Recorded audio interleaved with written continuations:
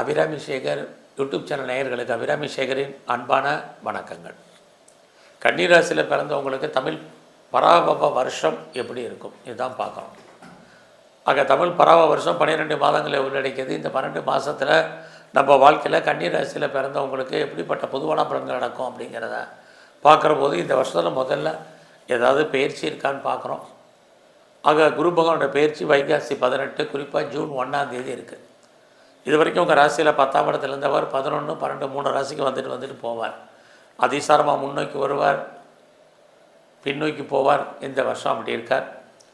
இந்த வருஷத்தில் கார்த்திகை 19, டிசம்பர் 5ஆம் தேதி ராகு கேது பயிற்சி. ராகு பகவான் இது வரைக்கும் உங்களுடைய 6ஆம் இடத்துல இருந்தவர் 5ஆம் இடத்துக்கும், கேது 12ஆம் இடத்துலேருந்து 11ஆம் இடத்துக்கும் பயிற்சி ஆவாங்க. ஆக சனி வழக்கம் போல் உங்களுக்கு கண்டச்சனியாக உங்களுடைய ராசிக்கு 7ஆம் இடத்துல இருக்கார். அப்போ குரு, சனி, ராகு, கேது இந்த கிரகங்கள் இருக்கக்கூடிய இடம், மற்ற கிரகங்களும் உங்கள் ஜாதகத்தில் இருக்கக்கூடிய இடங்கள், பார்க்கக்கூடிய பார்வை நட்சத்திரம், அவங்க சஞ்சாரம் பண்ணக்கூடிய நட்சத்திரம், சாரம், இதையெல்லாம் கணக்கில் எடுத்துக்கிட்டு தான் இந்த வருஷம் நமக்கு பார்க்குறோம். நமக்கான தேவை என்ன? முதல்ல நமக்கு எல்லாருக்கும் தேவை பணம். ஆக இந்த வருஷம் மணி ரொட்டேஷன், பண வரவு எப்படி இருக்குது, நம்மளுடைய எஜுகேஷன் எப்படி இருக்கும், ப்ரொஃபஷன் எப்படி இருக்கும், பிஸ்னஸ் எப்படி இருக்குது, வேலை வாய்ப்புகள், மற்றபடி நம்முடைய ஆசைகள், திருமணம், காதல், குழந்தை, ப்ராப்பர்ட்டி வாங்கிறது, உடல் ஆரோக்கியம், ஹெல்த்து, வெல்த்து, இதெல்லாம் தான் இப்போ நம்ம சுருக்கமாக இந்த வருஷத்துக்கு எப்படி இருக்குன்னு பார்க்குறோம். அப்படி பார்க்குற போது உங்கள் ராசியை இந்த வருஷம் முழுவதுமே சனி பகவான் கோச்சாரத்தில் பார்க்குறார். அடுத்து பார்த்திங்கன்னா குரு உங்கள் ராசிக்கு 10, 11 பார்க்குறார், வர்றாங்க. இதெல்லாமே நன்மை. அடுத்து குரு உங்களுடைய 3ஆம் இடத்தை பார்க்குறார். இந்த பார்க்குறதுனால என்ன பலன்? ஃபஸ்ட்டு குரு பகவான் பார்ப்போம். குரு உங்கள் ராசிக்கு 10லேருந்து 11க்கு வர்றது உங்களுடைய விருப்பம், எண்ணம், ஆசை, அபிலாசை பூர்த்தியாகும். நமக்குன்னு வாழ்க்கையில் நிறைய ஆசைகள் இருக்கலாம். அது இதுவரைக்கும் நிறைவேறாமல் தடையாக இருக்கலாம். அந்த தடைகள் நிவர்த்தியாவது ஜூன் 1ஆம் தேதிக்கு அப்புறம், குறிப்பாக வைகாசி 18க்கு அப்புறம், குரு பயிற்சிக்கு அப்புறம் உங்களுடைய அத்தனை வாழ்க்கையில் நினைக்கக்கூடிய காரியங்கள் நடக்கும். ஏன்னா குரு உங்களுடைய முயற்சி ஸ்தானத்தை பார்ப்பார். ஸோ நீங்கள் அப்போ எது காரியம் பண்ணுறதா இருந்தாலும் எஃபர்ட்டு கொடுங்க. ஸோ வைகாசி 18க்கு அப்புறம் நீங்கள் என்ன நினைக்கிறீங்களோ அது நடக்கும். நடப்பதற்கான வாய்ப்பு நிறையா உண்டு. அடிக்கடி ட்ராவல் பண்ண நினைக்கிறீங்களா? உங்களுடைய ட்ராவல் சக்ஸஸ் ஆகும்.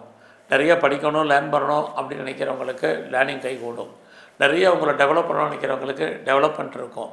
வீடு மாறணும், இடம் மாறணும், ஊர் மாறணும் நினச்சிட்றவங்களுக்கு மாற்றங்கள் ஏற்படும். ப்ராப்பர்ட்டி விற்கலை, சேலாகலைங்கிறவங்களுக்கு ப்ராப்பர்ட்டி சேல் ஆகும். ஸோ இந்த அத்தனை நல்ல விஷயங்களும் நடக்கும்.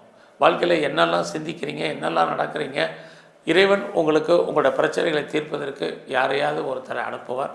இதெல்லாமே வைகாசி 18க்கு அப்புறம் கன்னி ராசியில் பிறந்த உங்களுக்கு இருந்துக்கிட்டே இருக்கும்.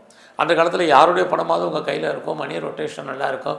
ஃபினான்சியலாக பெரிய கிரைசிஸ் ஒன்றும் உங்களுக்கு இல்லை. ஸோ தெளிவான சிந்தனை, தெளிவான மனநிலைகளாக நீங்கள் எடுக்கக்கூடிய காரியங்கள் இறை அருளால் நன்மை ஏற்படும். இதெல்லாமே 3ஆம் இடம் தான். ஏதோ ஒரு விதத்தில் இறைவன் உங்களுக்கு ஹெல்ப் பண்ணிக்கிட்டே இருப்பார். நீங்கள் யாரெல்லாம் நம்பி முழுசாக இறங்குறீங்களோ அவங்க ஹெல்ப் பண்ணுவாங்க. யாரோடலாம் தொடர்பு கொள்கிறீங்களோ அவங்க உங்களுக்கு கோஆப்ரேட் பண்ணுவாங்க. பிரிஞ்சு போன நம்முடைய அத்தனை உறவுகளும் ஒன்று சேர்வதற்கான வாய்ப்புகள் இருக்குது. அடிக்கடி பயணத்தால் நன்மை, இது அத்தனையுமே ஃபேவரபுளாக உங்களுக்கு இருக்குது. ஸோ இதெல்லாம் நீங்கள் எஃபர்ட் கொடுக்கறதுக்கு உங்கள் ராசியை சனி பகவான் பார்த்துக்கிட்டே இருக்கார். இங்கே தான் நீங்கள் கவனமாக இருக்கணும். சனி பார்த்தாலே சோம்பேறித்தனத்தை கூட்டுவார், சுறுசுறுப்பு இல்லாமல் பண்ணுவார், நாளைக்குங்கிற எல்லா விஷயத்தையும் போஸ்ட்போன் பண்ணுவார். ஆக வாய்ப்பு சந்தர்ப்பத்தையும் பயன்படுத்தினா முதல்ல நீங்கள் சோம்பேறித்தனத்தை அவாய்ட் பண்ணணும், சுறுசுறுப்பாக இருக்கணும், ஆக்டிவாக இருக்கணும். பொதுவாக தூக்கத்தை தொலைக்கணும். சனி அப்படின்னாலே தூக்கம்னு அர்த்தம். 3ஆம் இடம் தூக்கத்திலேருந்து எழுவது. குரு அங்கே தான் உங்களை பார்க்குறாரு. ஆக எவ்வளோக்கு எஃபர்ட் கொடுக்குறீங்களோ நல்லது. அது இல்லாமல் உங்களை பொறுத்த வரைக்கும் உங்களுடைய 4ஆம் இடத்தை சனி பகவான் பார்க்குறார். 4ஆம் இடம் எஃபர்ட் கொடுங்க. எஜுகேஷனாக இருக்கட்டும், அம்மாவுடைய உடல் ஆரோக்கியமாக இருக்கட்டும், உங்களுடைய ஹெல்த் பாயிண்ட்டாக இருக்கட்டும், இதிலெல்லாம் ரொம்ப ரொம்ப கவனம். அது இல்லாமல் யாரெல்லாம் விவசாயத்தில் இருக்கீங்க, விவசாயம் உங்களுக்கு கை கொடுக்கும். ஆக பெரிய லெவலில் உற்பத்தி சார்ந்த ப்ரொடக்ஷன் சைடில் இருக்கிறவங்க, மேனுஃபேக்சரிங் ஃபீல்டில் இருக்கிறவங்க அத்தனை பேருக்கும் ஓரளவுக்கு பரவாயில்லாமல் இருக்கும். இதெல்லாமே உங்களுக்கு ஓரளவுக்கு சாதகமான பலன்கள் உண்டு. இந்த வருஷம் பார்த்திங்கன்னா உங்களுடைய 5ஆம் இடத்தை குரு பார்க்குறாரு. குறிப்பாக கார்த்திகை 19க்கு அப்புறம் ராகு அங்கே 5க்கு வந்துடுவார். 5ஆம் இடம் அப்படின்னாலே என்டர்டெயின்மெண்ட்னு அர்த்தம், டூர் ட்ராவல்னு அர்த்தம். அது மட்டுமல்ல, பெரிய லெவலில் உழைக்காமல் சம்பாதிக்கக்கூடிய சம்பாத்தியம் 5ஆம் இடம். ஆக இந்த வருஷம் வைகாசி 18க்கு அப்புறமே 5ஆம் இடம் மகிழ்ச்சி. எல்லா விஷயத்துலையும் யாருக்கெல்லாம் குடும்பத்தில் நம்புறால சுபகாரியங்கள் சுப நிகழ்ச்சிகள் நடக்காமல் இருக்கோ நடக்கும். நீண்ட நாளாக தள்ளி போன அத்தனை நன்மைகளும் நடக்கிறதுக்கான வாய்ப்பு இருக்குது. உங்களுடைய நீண்ட நாள் பிரார்த்தனைகள் எதுவாக இருந்தாலும் நிறைவேறும். எதிர்பாராத விதமாக ஆலய தரிசனம் தெய்வ தரிசனம் உங்களுக்கு கிடைக்கும். அது இல்லாமல் குரு பகவானுடைய பார்வை யாரெல்லாம் ரொம்ப நாளாக கிட்ஸை எதிர்பார்க்குறீங்க, குழந்தைக்காக ட்ரீட்மெண்ட் எடுத்து சக்ஸஸ் ஆகாதவங்களுக்கு ட்ரீட்மெண்ட் சக்ஸஸ் ஆகிறதுக்கான வாய்ப்பு, இது அத்தனையுமே இந்த வருஷத்தில் வைகாசி 18க்கு அப்புறம் உங்களுக்கு இருக்குது. அது இல்லாமல் யாருக்கெல்லாம் ரொம்ப நாளாக க்ரானிக்காக டிசீஸ் இருக்குது, நோய் இருக்கோ அதெல்லாம் குறையிறதுக்கான வாய்ப்பு, கடன் குறைவதற்கான வாய்ப்பு, இது எல்லாமே வைகாசி 18க்கு அப்புறம் குருபானுடைய பயிற்சிக்கு அப்புறம் கன்னி ராசியில் பிறந்த உங்களுக்கு இவ்வளோ நன்மைகள் இருக்குது.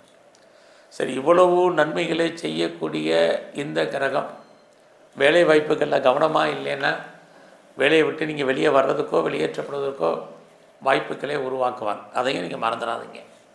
குறிப்பாக நான் பெர்மனெண்ட் ஜாபில் இருக்கேன், பெரிய போஸ்ட்டில் இருக்கேன், கவர்மெண்ட் சர்வீஸில் இருக்கேன், ப்ரைவேட் செக்டரில் இருக்கேன், நல்ல ஒரு ரெஃபிட்டர் கன்சர்னில் இருக்கேன், பெர்மனெண்ட் ஜாபில் இருக்கேன், இதுக்கெல்லாம் இங்கே வேலையே இல்லை.